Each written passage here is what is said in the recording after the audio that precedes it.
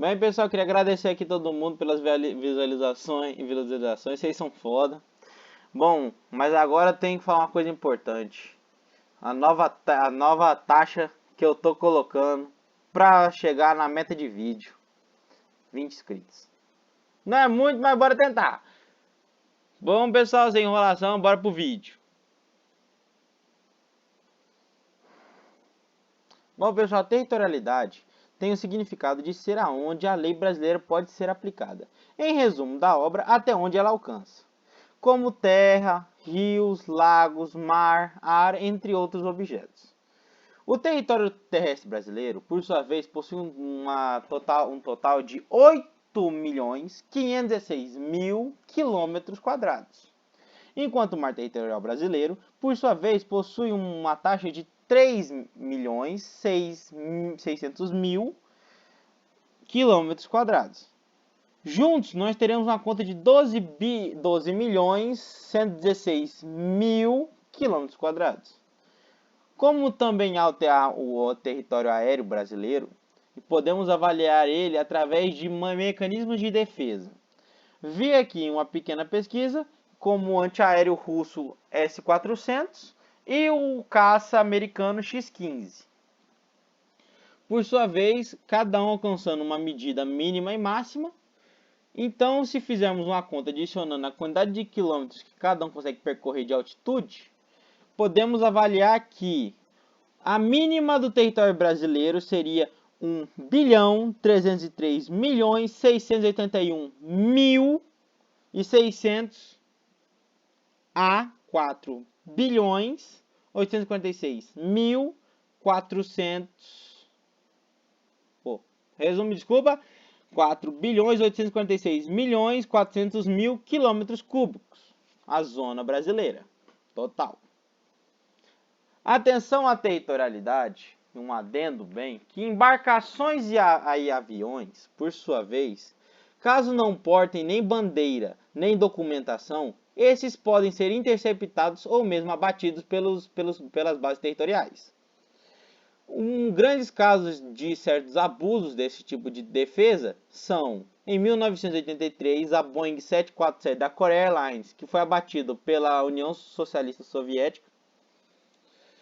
Em 1988, a Airbus da Iran Air, que foi abatido pelo exército dos Estados Unidos.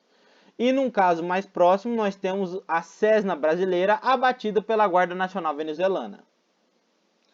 Território por equiparação, por sua vez, é uma coisa um pouco, como eu devo dizer, um pouco intrigante de se explicar. Ela se dá com extensões práticas com caso de ocorrências em territórios não avaliados pela ONU. Como são esses territórios, alto mar seria um bom exemplo. Quando isso acontece, embarcações ou mesmo aviões que por sua vez possuem a bandeira brasileira ou que tenham contratos firmados com o Estado brasileiro, são avaliados pela jurisprudência deste. No entanto, com a chegada do Tratado de Tóquio, a Confederação de Tóquio, houve uma adequação de regras para aeronáuticas e para embarcações, sendo essas, caso sejam avaliadas, o Estado pode afetar mesmo em território de outra nação, caso esteja acontecendo dentro desses objetos, caso essas cumpram alguns requisitos, afete a segurança do Estado, tenha sido cometido por ou contra um nacional ou que tenha residência no Estado, que viole os regulamentos relativos a voos e manobras de aeronaves da nação, sejam necessários que exerça jurisdição para cumprir obrigações de acordos internacionais. Um exemplo, com o Tratado de Tóquio. Outros casos seriam em ilhas desertas que, para avaliar quem que tem a jurisdição, seria o indivíduo que cometeu o crime. A extraterritorialidade é quando o criminoso sai de outra nação e vem ao território nacional. O fato do crime dele tem que ser de certo valor do nosso território. Esse também não pode ter, esse tem que ser classificado como válido para a extradição. O agente não pode ter sido absorvido no estrangeiro ou ter cumprido pena no mesmo. E esse não pode ter sido perdoado ou mesmo ter sua punição extinta. Aqui vai alguns princípios que também há na lei que podem ser utilizados para esse tipo de regulamentação. Princípio da defesa ou da proteção. Quando o agente comete um crime contra a nação sem representantes, essa podendo ser executivo, judicial, legislativo ou agentes públicos. Justiça universal e cosmopolita. Quando o indivíduo envolve em crimes como tráfico de drogas, tráfico de mulheres, pirataria, tortura, terrorismo e genocídio. Nacionalidade e de personalidade. No Brasil, criminosos que tenham a nacionalidade brasileira, esses não podem ser extradidos por ordem do STF da representação da bandeira ou do pavilhão. No Brasil, caso uma embarcação possua o selo brasileiro ou aeronaves possuam esse selo, o crime é válido para a jurisdição brasileira. Extradição e deportação e expulsão. Começando pela extradição, há uma necessidade de sabermos o que ela se representa. Tendo em caso 12 pré-requisitos para ser tida, temos primeiro o exame prévio do STF, a existência de convenção ou tratado firmado com o Estado brasileiro, caso este não tenha, um oferecimento de reciprocidade entre os Estados, a existência de sentença final condenatória com privação de liberdade ou prisão preventiva,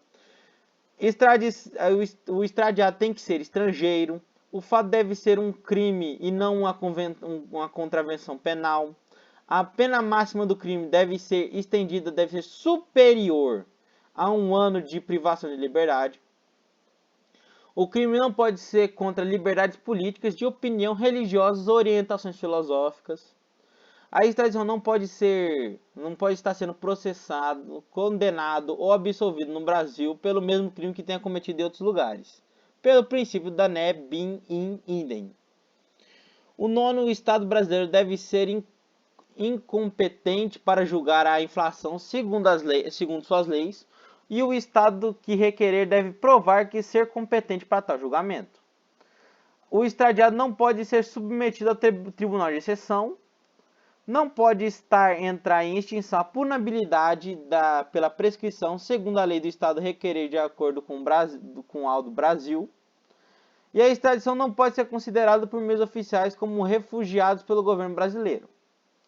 Enquanto a extradição é um acordo entre países, a deportação e a expulsão são diferentes. A deportação ocorre quando o indivíduo está no país com documentos inválidos, ou mesmo quando ele entra como turista para fins remunerados. Caso ele seja pego, ele será extraviado para o seu território de origem e terá que pagar ao Tesouro Direto para repor o que foi usado para sua deportação. No caso da expulsão, é quando o indivíduo entra no Brasil por meios de fraude de documentos, cometeção de crimes ou ameaça à segurança nacional, sendo expulso e tendo que cumprir a punição e ainda pagar por sua expulsão. Indo agora para a terceira, uma das maiores partes, que é o Tribunal Penal Internacional, TPI, que foi criado depois da Segunda Guerra Mundial e na origem da nascente ONU. Foi estabelecido cortes penais para julgar crimes que foram cometidos, colocados assim pelos Estatutos de Roma, como as violações na Convenção, como violações da Declaração Universal dos Direitos Humanos e os crimes de guerra. Esses também foram criados outros para julgar crimes como o que aconteceu em Ruanda e também na antiga Iugoslávia. Por fim, em outros territórios, em 1998 foi aderido por maioria dos países dentro do globo e chegou em 2002 no Brasil. No entanto, a sua forma que chegou deixou o STF, por sua vez, tendo poder maior que as cortes internacionais. Exceções à regra. As exceções à regra, por sua vez, são um pouco diferentes do natural, podendo ser através de tratados convenções ou alianças, que por sua vez definem algumas regras que podem ser excedidas no Código Penal. Um exemplo seria países islâmicos com países cristãos, que por sua vez podem tentar punir a poligamia, mas por sua vez não permitem, pois têm esses acordos. Nas casos também há imunidades, que por sua vez que eu irei classificá-las através de lista de qual é a maior imunidade até a menor, que seriam a imunidade diplomáticas, sendo essa maior, as consulares, as parlamentares, a de senadores, a de deputados, a de membros jurídicos, entre eles os advogados e, por fim, os prefeitos. Agradecimentos. Muito obrigado a todos que tenham chegado até aqui. Este foi mais um vídeo de conteúdo explicativo. Me desculpe caso tenha algum barulho de fundo ou coisa do tipo. Eu sou Gilberto Henrique Gaspar e fiquem com Deus. Deixe um comentário e sugestões para o próximo vídeo. Se inscreve no canal.